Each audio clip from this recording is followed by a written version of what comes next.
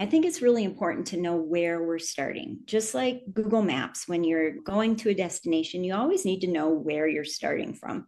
So I think it's important to recognize that where most of us are starting from in the dental profession is a stress lab.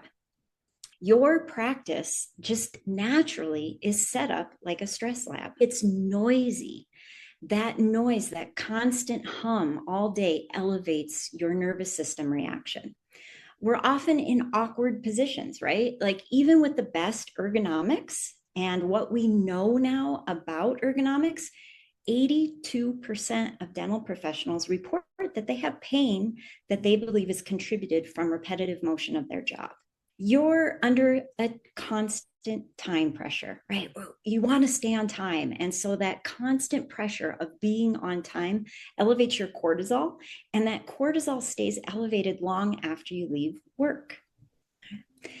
It's not uncommon in a typical dental day to make 200 plus micro decisions. And so you have decision fatigue. You wonder why 200 micro decisions a day. And sometimes that happens before lunch, if I'm honest, right? And then the nature of dentistry itself is that we are problem scanners. Clinically, we are looking for problems. We are looking for problems in our patients' health and well being. Administratively, we're always looking ahead. You're always trying to find any problem that needs fixing so that the day runs smoothly, so that everything goes well for our patients, right? And then add on top of that the fact that the people that we care about, the people that we treat, come in anxious. They come in scared and worried.